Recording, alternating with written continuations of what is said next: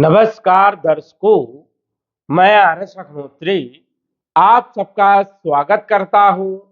दर्शकों, आज हम बात करेंगे 2 मार्च से लेकर 26 मार्च तक 5 ग्रहों के बदलाव से कन्या राशि पर क्या प्रभाव होगा। जी हां, मार्च के महीने में 5 ग्रहों का बदलाव बड़ा विशेष रहेगा। किन किन क्षेत्रों पर क्या क्या बदलाव देखने को मिलेगा, कौन कौन से ग्रहों का राशि परिवर्तन होगा, ग्रहों के राशि परिवर्तन से कौन कौन से क्षेत्रों में क्या क्या बदलाव देखने को मिलेगा। हम बात करेंगे आपके संपूर्ण क्षेत्रों के बारे में। स्वास्थ्य, शिक्षा, नौकरी, व्यापार, व्यवसाय, लव लाइफ, वैवाहिक जीवन, कंपटीशन, भाग्य, लाभ, हानि, विदेश यात्रा आदि संपूर्ण क्षेत्रों के बारे में विस्तृत चर्चा करेंगे। तो आइए जानते हैं। उससे पहले यह समझिए कि यह फलादेश चंद्र राशि पर आधारित है। नाम राशि के आधार पर भी जान सकते हैं और लग्न राशि के आधार पर भी जान सकते हैं। ये जो आप कुंडली देख रहे हैं, मार्च महीने की कुंडली है और ग्रहों की स्थिति के बारे में यदि हम बात करें तो सौर मंडल में इस प्रकार से ग्रहों की स्थिति रहने वाली है। इस महीने मार्च के महीने में देखा जाए तो शुक्र जो कि कुंभ राशि में गोचर कर रहे हैं, 2 तारीख को राशि परिवर्तन करके मीन राशि में आ जाएंगे सप्तम भाव में, जो कि 26 तारीख तक यहां पर रहेंगे, 26 मार्च तक। और 26 मार्च को पुनः शुक्र का राशि परिवर्तन होगा, अष्टम भाव में मेष राशि में आ जाएंगे। सूर्य भी राशि परिवर्तन करेंगे। सूर्य देव जो है 14 मार्च को राशि परिवर्तन करके मीन राशि में आएंगे। और इसके बाद यदि हम बात करें बुध के बारे में, तो बुध जो है 20 तारीख तक, 20 मार्च तक वक्री रहने वाले हैं। 20 मार्च को ये मार्गी हो जाएंगे, विशेष प्रभावी रहेंगे मार्गी होने से। गुरु जो है वक्री चल रहे थे लंबे समय से, तो गुरु भी मार्गी हो जाएंगे 11 मार्च को। ये एक बदलाव आपके लिए काफी लाभदायक सिद्ध होगा। इसके बाद शनि की यदि हम बात करें तो शनि जो कि सप्तम भाव में मीन राशि में गोचर कर रहे हैं, 13 तारीख को, 13 मार्च को शनि अस्त हो जाएंगे। तो विशेष प्रभाव जो है शनि का देखने को मिलेगा। अब इन ग्रहों का प्रभाव हमारे किन क्षेत्रों पर पॉजिटिव और किन क्षेत्रों पर नेगेटिव रहने वाला है, बचाव के लिए हमें क्या उपाय करना चाहिए, आइए जानते हैं। सबसे पहले तो हम बात करेंगे बुध के बारे में, क्योंकि बुध आपके राशि के स्वामी है। कन्या राशि के स्वामी होते हैं बुध, और मिथुन राशि के स्वामी भी बुध है, जो कि मिथुन राशि आपके 10वें भाव में पड़ी है। 3 नंबर और 6 नंबर दोनों के स्वामी बुध होते हैं। और बुध गोचर कर रहे हैं 6ठे भाव में। 6ठे भाव में लग्नेश होकर के गोचर करना यह शुभ नहीं माना जाता है। तो देखा जाए तो कन्या राशि वालों के लिए बुध की स्थिति पूरे महीने ठीक ठाक नहीं है, क्योंकि एक तो राहु के साथ यहां पर गोचर करेंगे, मंगल के साथ गोचर करेंगे, जो कि बुध की स्थिति यहां पर अच्छी नहीं मानी जाती। आपको हेल्थ में जो है ध्यान रखना है, कॉन्फिडेंस कम ज्यादा होने की संभावनाएं रहेगी। वही कैरियर को लेकर के इस महीने बड़ी चिंता रहने वाली है। कहीं ना कहीं जो है थोड़ा स्ट्रगल देखने को मिल सकता है, पॉलिटिक्स हो सकती है। तो यहां पर थोड़ा सा चिंता वाली बात है, इस महीने ध्यान रखना है। बुध का उपाय करके चलना है, पन्ना स्टोन धारण करके चलिए, जिससे कि बुध की स्थिति बेहतर हो, कैरियर आपका बढ़िया रहे, स्वास्थ्य आपका बढ़िया रहे। तो ये ध्यान रखना है। यदि रत्न धारण नहीं कर सकते तो ओम बुम बुधाय नमः इस मंत्र का जप करिए, जिससे बुध की स्थिति बेहतर होगी। शुक्र आपके धन के भी मालिक है और भाग्य के भी मालिक है। गोचर कर रहे हैं 6ठे भाव में। 6ठे भाव में शुक्र जो है मिले जुले परिणाम देने का काम करते हैं। राहु के साथ जो है चारित्रिक दोष भी बनाएंगे। ध्यान रखना है यहां पर भी कोई आरोप ना लगे, कोई प्रत्यारोप ना लगे। लेकिन धन के लिए यदि हम बात करें तो स्थिर यहां पर धन की स्थिति रहेगी। भाग्य का साथ मिलेगा लेकिन थोड़ा डिले होगा। मंगल आपके 3रे भाव के मालिक है और अष्टम भाव के मालिक है। विपरीत परिवर्तन राजयोग बना करके गोचर कर रहे हैं 6ठे भाव में, और 6ठे भाव में मंगल का गोचर अच्छा माना जाता है। लेकिन यहां पर राहु और बुध इनकी स्थिति साथ में यदि हो, युति साथ में हो, तो मंगल पूर्ण रूप से अच्छे परिणाम नहीं दे पाते हैं। इसलिए कम्युनिकेशन स्किल जो है वो सामान्य रहेगा। यात्राएं यदि आप कर रहे हैं तो यहां पर यात्राओं में थोड़ा सा विशेष तौर पर ध्यान रखना है। अकस्मात कुछ लाभ हो सकता है, शत्रु हावी हो सकते हैं, ये भी ध्यान रखना है। वाणी पर आपको कंट्रोल करके चलना है, और जो पुराने शत्रु हैं वो उभर सकते हैं। तो यहां पर आपको थोड़ा सा पेशेंस और धैर्य से काम लेना होगा। गुरु आपके 4थे भाव के मालिक हैं, सप्तम भाव के मालिक हैं। गोचर कर रहे हैं आपके 10वें भाव में, और 11 तारीख को ये मार्गी हो जाएंगे। गुरु आपके लिए सबसे बढ़िया रहने वाले हैं, गुरु ही आपको बचाने का प्रयास करेंगे।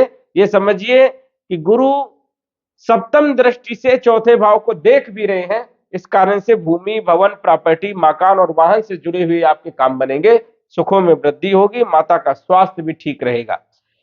सप्तम भाव के मालिक भी देवगुरु बृहस्पति है, तो वैवाहिक जीवन के लिए भी ठीक ठाक यहाँ पर स्थिति है।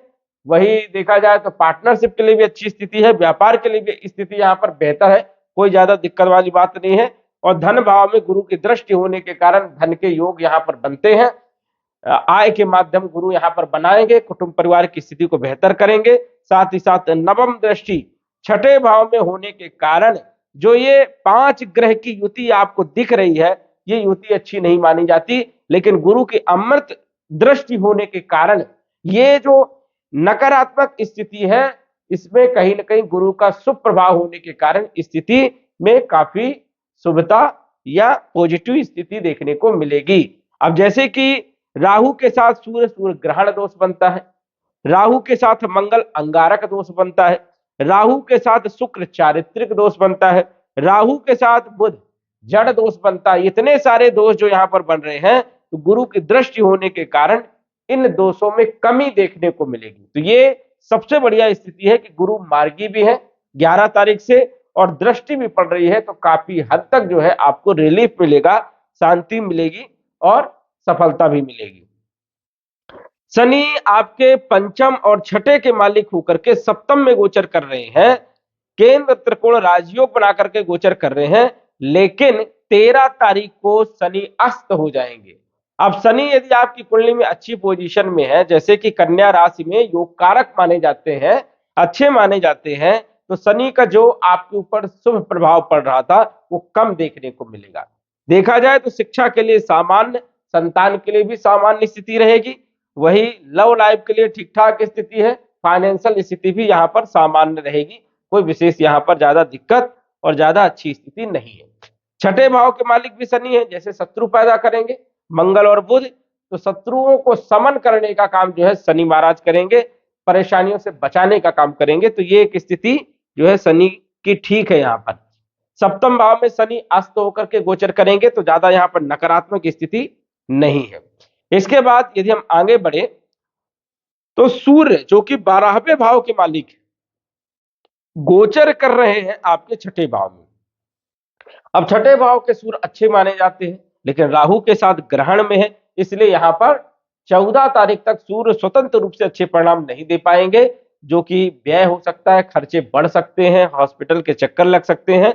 लेकिन 14 तारीख को जैसे राशि परिवर्तन करेंगे, सप्तम भाव में आएंगे, तो विदेश से जुड़े हुए लाभ होंगे, व्यापारिक लाभ होगा, एक्सपोर्ट इंपोर्ट में लाभ होगा, वही पार्टनरशिप में भी कहीं ना कहीं विशेष लाभ देखने को मिलेगा। तो ये एक अच्छी स्थिति रहेगी। राहु छठे भाव में षड्यंत्र रचने का काम करेंगे, क्योंकि यहाँ पर मंगल भी है और बुध भी है, इस कारण से राहु थोड़ा सा यहाँ पर दिक्कत उत्पन्न कर सकते हैं, शत्रुओं को बढ़ा सकते हैं, कोई आरोप लग सकता है, तो विशेष तौर पर आपको यहाँ पर ध्यान रखना है।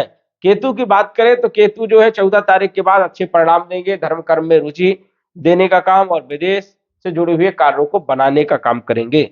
शुक्र जो कि 2 तारीख तक छठे भाव में रहेंगे, 2 तारीख के बाद ये आ जाएंगे मीन राशि में, सप्तम भाव में मालव्य राजयोग बनेगा। ये राजयोग आपके लिए भाग्य में वृद्धि करने का भी काम करेगा, और साथ ही साथ धन के लिए भी जो है कहीं ना कहीं लाभ देने का काम करेगा, क्योंकि 2 तारीख तक तो स्थिति ठीक नहीं है, 2 तारीख तक तो भाग्य का साथ जो है सामान्य रहेगा, धन की स्थिति भी स्थिर रहेगी। लेकिन यही शुक्र जब 2 तारीख को राशि परिवर्तन करेंगे और 26 तारीख तक शुक्र का राशि मीन राशि में रहेंगे, जबरदस्त लाभ देंगे, यश मान सम्मान धन वैभव कीर्ति प्रसिद्धि देने का काम करेंगे और व्यापारिक बड़ा लाभ देने का काम करेंगे। 26 तारीख को शुक्र का राशि परिवर्तन होगा और ये आ जाएंगे आपके अष्टम भाव में। तो यहाँ पर पुनः भाग्य की यदि हम बात करें तो सामान्य, और धन की स्थिति के लिए यदि हम बात करें तो धन के लिए अकस्मात लाभ देखने को मिल सकते हैं। कुल मिलाकर के यदि हम बात करें तो कन्या राशि वालों के लिए देखा जाए तो कुछ क्षेत्रों पर बड़े लाभ और कुछ क्षेत्रों पर सावधानी रखना होगा। उपाय के तौर पर जो हमने आपको बताया है वो यदि आप करते हैं तो काफी हद तक स्थिति आपके फेवर में रहेगी। तो दर्शकों, आज बस इतना ही। धन्यवाद।